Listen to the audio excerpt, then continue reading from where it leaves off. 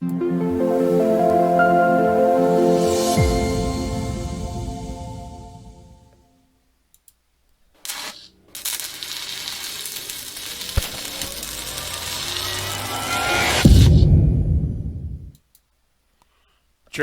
where are you? There he is. There he is. Hey, Jerry. Always fiddling. We should call you Jerry Fiddle Oh, awesome. Maldonado. The guy. Go ahead. Go with the intro. All right. Hey, this is just in case from American Newscape. Joining our friend and media personality, Joining fellow Jerry Mal. knucklehead. Mary, yeah, exactly. Back for another installment of Meatball Therapy. Hello, Jerry. Looks like you and I need meatball therapy more than others, but welcome back to American Newscape. I am psycho. No, I'm just kidding. But You are, indeed, yes, thank you. you are. Thank you. It's a fun time here on this. I forgot what the whole show I'm on now. American Newscape. There you go. Okay, I There look you at the go. promo on the bottom. Well, Go ahead. you're becoming too popular, Jerry. So, hey, Oh, thank you. Well, thanks to you. you know You know, why? You know why? It's because you matter, and you wanted to talk about I am matters. So, yes, let's talk about it. I can honestly say, and you and I had a great pre-show talk on this. I mean, I did not realize the power of I am until I grew up in two different households, and a lot of people follow me on Facebook. I go into not I delve into the scripture aspect of it because my dad was a deacon. I had those kind of days back then, the visitation kind of thing there, where we had to spend certain days with dad and live with mom, that kind of thing that's going on. I had two different lives. I had the Sunday school Bible thumping that I had to put up with, sitting in pews all day long, and going home to 7 or 8 people living in a two-bedroom house, and they were drunk all the time. So I had two different lives, and I couldn't figure out what was going on. But what was most prevalent going on was on one end of the spectrum, the I am people in the pews and in the Sunday school, they were very at peace and they were very happy. But then I go home, and the I ams in the other home were sad, depressed, drunk all the time. Man, they didn't know what was going on. But their verbiage stated it all. I am was stating in one end a good way, and I am on the other end was stating a bad way. What's concrete about those two words, not to mention the fact that they're thousands of years old and the foundation of our creation? I am the light and the way. That means we ourselves are the light and the way. But in essence, I am is like adding rebar to concrete. In other words, what you say is what you bring. And we've gone into facets on this with America's Newscape. I do it on America's Mentor. But when people start realize what their I am is, in other words, who they are, I am is the start of the creation process of what they're going to bring to them. Affirmations are huge on this. I am grateful. I am this. I am that. That just changes what? Your mood and your feeling about life. So the drunk end of the spectrum was I am a failure. Guess what they created all day long? More failure. The other aspect of the pews was I am grateful. I am this. I am that. I am the creator. Created what? Happiness. Look at the verbiage between the both two and see what they were creating in life. And you'll see what you're creating in your life. Well, a couple things strike me, Jerry. I think if your other household had been a bunch of happy drunks, you may have had a different personality when you grew up, as opposed to a bunch of melancholy drunks. Melancholy is an understatement. My goodness. And they were just well. It's a great point. I mean, I've met happy drunks, and they create all kinds of good things. But it wasn't necessarily alcohol. They were using alcohol as they were self-medicating to get out of their misery. I get it. But what they were using every day were the same sequence of words. I am a Yeah. failure. I am broke. I don't have any money. All these same things. And I didn't realize that growing up. They were just recreating that by using those two words as a start of the creation they were sending out every day. What they were saying. Well, and it brings up the point your father's church and your dad's people, they had something to hang their hat on. They had something to believe in. They had something to strive Fantastic. for. Fantastic. Fantastic point. Indeed. It gave them what? Hope. Yeah. I mean, Purpose. something having hope is like a wish, but indeed it was something. It was welding the rebar of what they were thinking about every day. Granted, my dad was dirt poor. I mean, literally lived on like a five-story walk-up, but he was the happiest man in the world because he was just grateful for that moment. And that's what I couldn't understand. It was almost like I had two lives trying to figure it out. Anybody who knew me in school, a lot of my Facebook friends, and Jerry is very quiet. Yeah, I didn't know what the hell was going on. I was living two lives. When you realize that power, and as I got older, and my demise in the beginning was I am a failure. I am bankrupt. And I just kept remanifesting that until I realized what the height of my verbiage was I was sending out every day because I was feeling that every day. Your mention of the people in my dad's church as he was a deacon, he was doing the inspirational part of it. That's where I probably got my trait from as the anchor of who I am, rest his soul.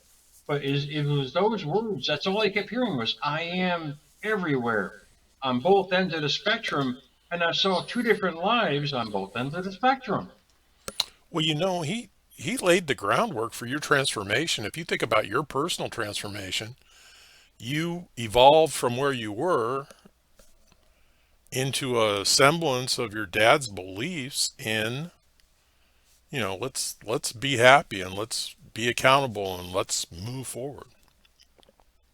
Well, this can be controversial.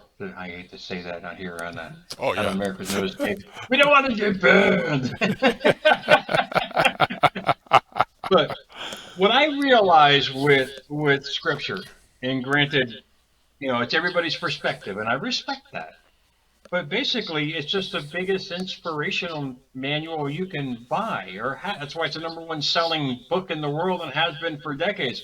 But point being, if you learn what they were trying to tell us back then, they were speaking in parables. They were speaking in metaphors. These stories that they created were inspirational stories. They weren't necessarily concrete lives that they were living. It's like they were trying to inspire us, knowing that I am the light and the way. Indeed, there is a creator, but what people realize now with science is that creator is energy. And it's a great way to think about how you think about your life, knowing that we are endowed, and it says many times in scripture that we are endowed with the same powers. When we realize we have the same powers to create our happiness or our demise, our wealth or our less wealth. It's all up to us, and we're given free will to choose to do that. You don't have to use it as a religion. You can use it as words of wisdom, just set about in all different ways by different deceased notables and quotes and phrases and all, and however way it was set up. The two words "I am" is you just realize for yourself it's a creation of the next creation for your life. No, absolutely. And you bring up the parables, and a lot of people don't realize that the parables, the Bible was written in code, and Yes. you needed to have the ability to think critically and interpret and translate Yes. those parables into life's lessons. And Yep. that in itself, I mean, that gift that was left behind was asking people to think. Yes. And what I learned is if you're going to read scripture, whether online, you got to have two screens. You got to have one screen with the Webster's dictionary and one screen with scripture. And if you start defining what they were trying to tell us, that's the point. If you don't understand, remember, I don't know if we had it in school in the library. It was like a 500 pound, dictionary. When you it was Hmm. on this roving thing, you turned it around, and when you opened it, it thud. It was that big. The language is so you can interpret it any way you want. But the best way, if you're going to delve into any kind of philosophy for yourself, define what you're saying to yourself. When you realize every word you're uttering has a meaning behind it. Indeed, there's synonyms and antonyms behind these words. When you realize what you're saying, you realize what you're bringing. I am. is I am who I am. That's a Jewish translation for I am that I am. They were telling us, they couldn't tell us it was in Hebrew. I didn't understand. I had to define it, I had to translate it. It's a concrete evidence of that words are, how should we say, is your wand. Well, and you bring up Hebrew and Judaism, and most Jewish congregations are led by rabbis with all kinds of different interpretations. And what they're trying to do is give their flock, so to speak, the ability to think and the ability to develop a belief that works for them and their families. This is terrible. And I hate to say this. I'm not saying it in a way that's detrimental, but it's a business. Yeah. It, it's a business, and I say it respectfully. It's the best motivation you can have in your life, indeed. That you can go there. You help them out. It's a business. You got to help them survive. Um, but religion has come so far in such a long period of time, from preaching and teaching to inspiring. Indeed, they bring it on so many different variables now, which is great. You have the inspirational part where now the pastor can do it instead of the priest. You don't have to go to seminary. You can just be a pastor, get that title, and do it all the kinds of things that they do. But the great thing is you can do it yourself. That's why they call it self reflection. You start realizing the I ams you're sending out every day. And believe me, you don't have to do it yourself. Trust yourself. Start your day with I am, and you put your own verbiage behind that. And watch what kind of synchronicities you're going to create from that when you start believing in it. If you're saying I am wealthy, watch, you'll start finding dimes and nickels on the ground. Simple little things like that are just going to show you what you're creating. That's why synchronicities is a great green flag or red flag to what you're creating in life. You start attaching I am to whatever you're saying, you're going to realize what you're bringing. No, absolutely. Everybody needs to realize that they are the center of their own universe. Ah, fantastic. And God, I'm going to give you this show, Meatball. You are, you're the philosopher I one. am, I Hey, am, look at this guy over there. I am, He's I getting, am. no, I am indeed. I am ready to listen there, Cricket. Come on, talk to me. But no, No, you're right. You are absolutely right. Go ahead. well, that's and And, we talk about growth and how we self-inspire. We need that. We need to believe. You and I need to believe that ourselves, so we can effectively go out and take those next steps, go on that journey, go on that adventure, and develop and maintain a fulfilling life. to us, we've done it so long now that and this is what everybody should realize. Transformation is a process indeed. It's caterpillar to butterfly. If you look at a cocoon, it's ugly as hell. It's a brown thing hanging around. And if you try to help the butterfly, you cut it, it's going to fall out and die. It's not ready yet. Transformation is the same process. It's an ugly, how should we say, visualization of yourself now. You start realizing who you are now, and if you don't like it, simple words start the process, and you're going to start seeing that process. But it's a matter of you to keep doing it.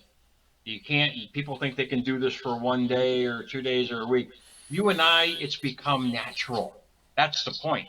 We do it. We don't have to struggle anymore. It's a natural state of mind that we have by just reiterating to ourselves every day who we want to become.